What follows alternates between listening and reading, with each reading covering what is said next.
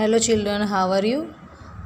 Today I teach you SS subject lesson number 4 standard 8 how the traders became rulers यानी कि व्यापारी शासन कैसे बने। यहाँ पर the children was across in reading the story of two cats and monkey. हमने दो बिल्ली और एक मंकी की कहानी सुनी होगी। ड्यूरिंग द रिसेस में भी हम आपस में बात करते हैं। So on reading this story Jay and Mitali were making fun of each other. Jay और मिताली आपस में मस्ती कर रहे होते हैं, फ़न कर रहे होते हैं। और उनकी जो क्लास टीचर है वो बी साइड में बैठी होती है और बच्चों से कहती है, children this too is a policy. ये दो एक पॉलिसी होती है जो third party take advantage of the quarrel between the two. हाँ, यानी कि जब दो जन की लड़ाई होती है तो उसमें जो तीसरा जो होता है वो उसका फ़ायदा उठाकर अपना काम निकलवा लेता है और उसे पॉलिसी कहते हैं। सो द ब्रिटिश है एक्सपांडेड। तो वैसे ही हमारे यहाँ ब्रिटिश ने किस तरह से किया हुआ है पॉलिसी पे, तो आप देखेंगे तो पता चलेगा, हम पढ़ेंगे इससे आगे। The British had expanded their empire in India with such policy.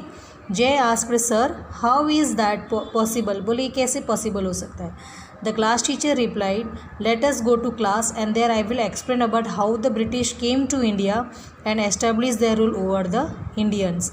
तो वो ऐसा कहता है, क्लास टीचर ये रिप्लाई कर रहा है कि तुम चलो क्लास में और मैं तुम्हें समझाता हूँ कि कैसे अंग्रेज़ों ने हमारे भारत में आकर और उन्होंने किस तरह से अपना रूल बनाए और हमारे इंडियंस को उसे फॉलो भी करने पड़े थे।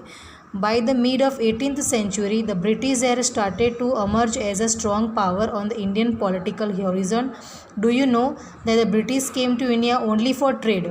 सिर्फ ब्रिटिश यहाँ क्यों आया था? सिर्फ ट्रेड करने के लिए ही आया था वो। And individually they look permission to trade in Indian states. So then how did they become the rulers of entire India? So the history of the British rule arouses many such questions. To serve their economic and interest, they increased their political hold on India with the use of British diplomatic tactics.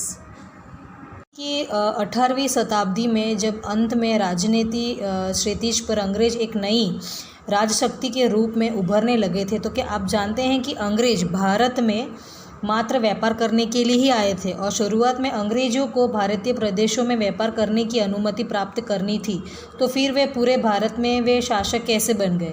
ऐसे तो अनेक बातें अंग्रेज शासन के साथ जुड़ी हुई है, पर मूल उद्देश्य तो वे अपना व्यापार बढ़ाना चाहते थे। इसीलिए सरलता के लिए राजकीय शक्ति यानी प्रभाव बढ़ाने के लिए उन्होंने यह राजनीति अपनाई। And Wellesley policy of expansion यानी कि वेलेस्ली की विस्तार योजना कैसे हुई थी। व्हेन वेलेस्ली जब वो इंडिया आया था और वो गवर्नर जनरल थे, came to India as a governor general, but through competition excited between England and France, it was necessary to check France from becoming powerful in India so as to expand the British rule in India. And Wellesley introduced a new plan which was known as the Subsidiary Alliance. As per the scheme, any princely state that accepted the alliance had to keep and maintain the British army as well as keep a British representative in the royal court. And this way the British could maintain their army without expending any money, and however the princely state were not allowed to utilize the army at their own will. So this system, which made many feel secure in the beginning and made them feel enslaved and threatened subsidiary alliance, act like a slow poison for the princely states of India, and the Indian state that became the victim of subsidiary alliance were Hyderabad, Mysore, Ayodhya, Jodhpur, Gaikwad or Vadodara, Peshwas of Pune, and Sindhis of Gwalior. यानी कि जो Wellesley ने governor general बनकर जब भारत में आए, तब उस समय इंग्लैंड और फ्रांस के बीच में तीव्र स्पर्धा चल रही थी और भारत में फ्रांस ताकतवर न बने, इसीलिए भारत की देशी राज्य में अंग्रेजी सत्ता का विस्तार करने के लिए वेलेस्ली ने एक योजना बनाई जिसे सहायक योजना कहा जाता है, यानी सब्सिडरी अलायंस। तो इस योजना को स्वीकार करने वाले देशी राज्यों को अपने राज्य में अंग्रेजी सेना रखनी पड़ती थी, परंतु सेना का खर्च उस देश के राज्य को उठाना पड़ता था। तो इसके साथ ही जब उस राज्य में एक अंग्रेज प्रतिनिधि रहता था तो इस तरह अंग्रेज सेना और उनके प्रतिनिधि सुरक्षित रहते और देसी राज्यों को अंग्रेज सेना मिलती थी, परंतु उनका उपयोग वे कर नहीं सकते थे। तो वेलेस्ली की सहायता योजना के शिकार भारत के अनेक देसी राज्य बन गए और जिसमें निज़ाम, मैसूर, अयोध्या, गायकवाड़, मराठा आदि राज्यों का समावेश होता है। तो देश के राज्य के लिए यह सहयोग योजना मीठी जहर की तरह थी और शुरुआत में राजाओं को सुरक्षा और मदद दिखलाई पड़ती थी, तो परंतु धीरे धीरे वास्तव में तो वह गुलामी का अनुभव कराते थे। तो वेलेस्ली को इस विस्तार योजना सहायक योजना की प्रथम शिकार हैदराबाद का निज़ाम बना। बाद में मैसूर और अयोध्या के राज्य शिकार हुए। तंजौर और कर्नाटक का सही हाल हुआ। मराठा सरदारों में आपस में झगड़ा करवा कर उन्हें भी अपनी योजना का शिकार बनाया। तो इस तरह से ये लोगों ने ब्रिटिश लोग ने इस तरह से किया था। उसके बाद Nizam of Hyderabad was the first victim of Wellesley subsidiary Mysore. तो मैंने आपको समझा दिया था कि किस तरह से उन लोगों ने हमारे यहाँ पर राज किया। एंड ये बैटल फॉर्ट की पिक्चर दिख रही है आपको वेलेस्ली के साथ जब ये हुई थी बैटल में। ये रे लॉर्ड वेलेस्ली की एक पिक यहाँ पर लगी हुई है। अब हम पढ़ेंगे expansion the British rule in India. After finally the subsidiary alliance treated with Mysore Nizam and Maratha, Hyderabad and Maratha chieftain and the British movement towards the northern part of India, they entered into the treaty of friendship with Nepal and seeing a threat from it, and they fought many battles to secure the foreign friendly relations with the Sikh king. Maharaja Ranjit Singh helped them to win the battle with the Afghan and establish their rule in Sindh. And the British had an ambition to capture the Singh kingdom, which was a very powerful kingdom, but they could not do so as long as Maharaja Ranjit Singh was alive. यानी जीते जी रंजीत सिंह राजा के जीते जी तो ये चीज़ तो नहीं हो सकती थी। उसके बाद ये हुआ कि मराठा के साथ जब लड़ाई हुई, लड़ाई करके निज़ाम के काफ़ी नुकसान भी उठाना पड़ा और इसीलिए निज़ाम के सर्वप्रथम इस योजना को सरकार स्वीकार किया था। और टीपू सुल्तान का जो राज्य तो पहले ही अंग्रेज़ों की हुकूमत में आ गया था और नाना फडणवीस के अवसान के मराठा संघों के बीच में झगड़ा हुआ और एक ही बाद में एक मराठा राज्य अंग्रेज़ों की फुटडोलो और राज्य करो यानी कि डिवाइड एंड रूल की नीति के शिकार हो गए और अयोध्या, गोरखपुर, कर्नाटका, फरीदाबाद आदि राज्य एक या दूसरे बहाने से हड़प लिया और इस तरह से 7 वर्ष के समय में वेलेस्ली ने कंपनी का विस्तार किया और अपनी इस योजना के द्वारा कंपनी सत्ता को समर्पित कर दिया यानी बना दिया उसने। इस तरह से वेलेस्ली ने किया था। जब अंग्रेज पूरे भारत में फैल गए तब क्या हुआ, मतलब expansion of British rule in India. तो वेलेस्ली के विस्तार में योजना के शिकार मैसूर, निज़ाम और मराठा सरदार बने। बाद में अंग्रेज उत्तर भारत में आगे बढ़े। नेपाल ने भय के कारण उनके साथ मित्रता की। उसके बाद अंग्रेजों ने सीमा पर युद्ध किया।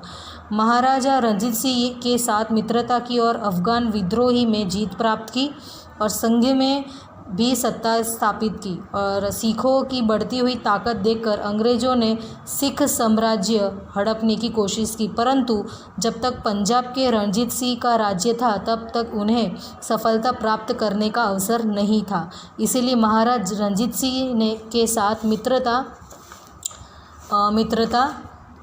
की। पर रणजीत सिंह उस समय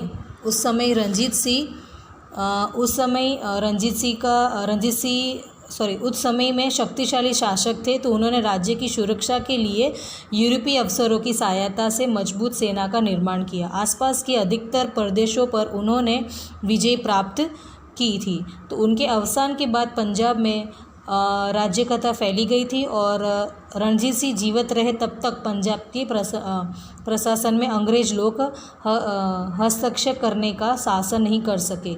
अब उन्होंने अवसर प्राप्त तो हो गई, पर हार्डिंज गवर्नर जनरल के रूप में भारत में आते ही उसने सिख साम्राज्य को भेदभाव की नीति से अंग्रेजी शासन के नीचे ला दिया। यानी कि so they kept friendly relation with Maharaj Ranjit Singh but Ranjit Singh was a great ruler of that time, so he set up a strong army with the help of European and officer for the protection of his state. So he had attained the victories over many nearby states, but after his death Punjab was suffered by with Ancharian governor Sir Henry Hardage came to India and brought the Sikh rule completely and under the British rule with policy of interference and annextions. इस तरह से अंग्रेजों ने शासन के नीचे सब ला दिया. अब डैलोसी पॉलिसी आया तब क्या हुआ? जब डैलोसी आए हड़प नीति था, ये उनकी यहाँ पिक है तो हम यहाँ से पढ़ेंगे उसे. The aim of Walesi policy of expansion was to enslave the native kingdom without using much of the British resource.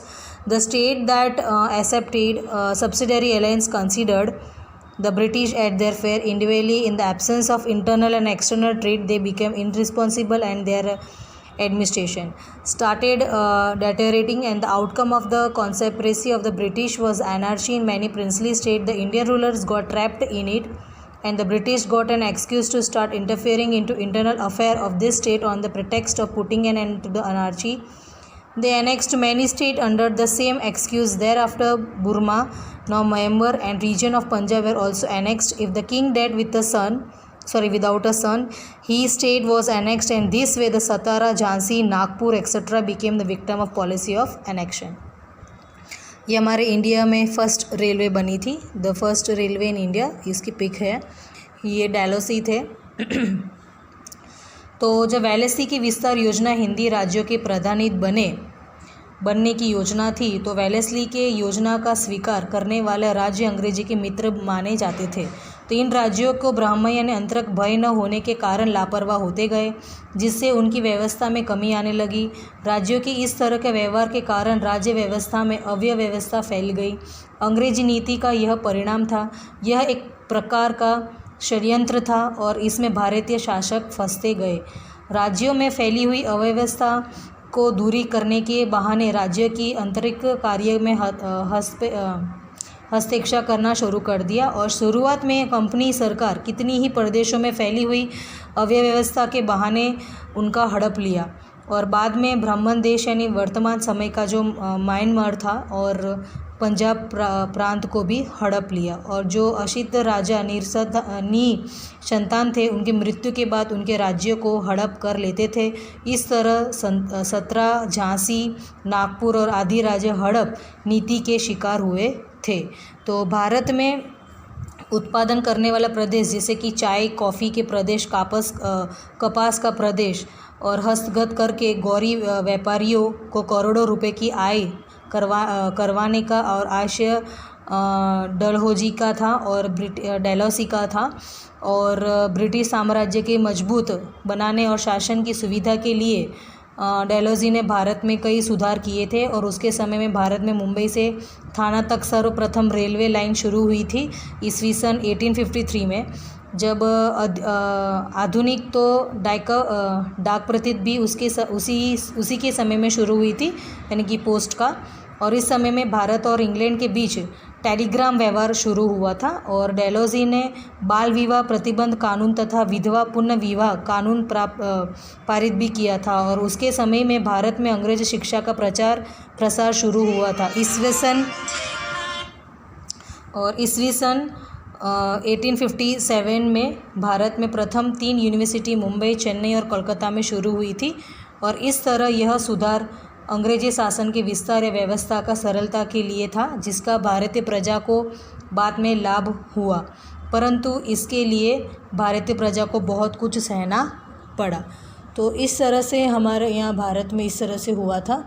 तो हम यही सोचते हैं कि भाई आज अंग्रेज हमारे जो अंडर में आ गए थे, इंडियंस लोग, किस तरह से उन्होंने हमारे साथ धोखाधड़ी की थी. तो 1857 में जो हमने देखा, तो उन्होंने एक चाइल्ड मैरिज और विडो का रीमैरिज और इंग्लिश एजुकेशन भी हमारे यहाँ स्टार्ट हुए थे. और उन्होंने 3 यूनिवर्सिटी भी एस्टेब्लिश की थी, मुंबई, चेन्नई एंड कोलकाता में, ईस्वी सन 1857 में. अब डिससेटिस्फैक्शन ऑफ पीपल यानी कि प्रजा का असंतोष कैसा था.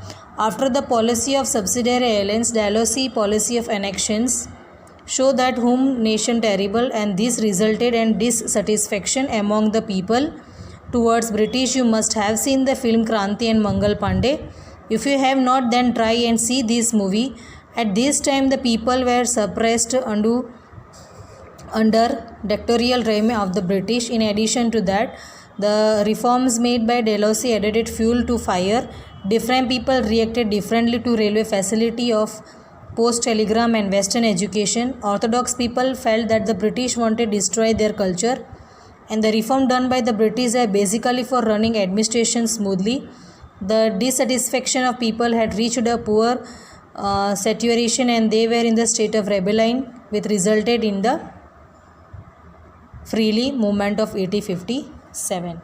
तो मतलब सहाय की योजना के बाद लॉर्ड डेलहौसी ने हड़प नीति के पूरे देश में हाहाकार मचा दिया। प्रजा का अंग्रेजी शासन के प्रति असंतोष दिखलाई पड़ने लगी। आप क्रांति और मंगल पांडे फिल्म देखी तो होगी ना, यदि ना देखी हो तो देख लीजिए। इस समय भारतीय प्रजा पर अंग्रेजी की जो दमन नीति साफ दिखाई पड़ रही थी, और जिसमें लॉर्ड डेलहौसी के द्वारा किए गए सुधारों के कारण आग में घी डालने जैसा स्थिति बन गई, और रेलवे और डाकदार तार की सुविधा, उच्च शिक्षा का व्यवस्था अधिकतर लोगों को प्रभावित करने लगी। पुरानी विचारधारा को मानने वाले लोगों को लगने लगा कि अंग्रेज हमारे संस्कृति के विनाश करना चाहते हैं, और अंग्रेज के द्वारा किए गए सुधार तो उनकी व्यवस्था में सुगमता के लिए किया गया था, पर भारतीय प्रजा को उससे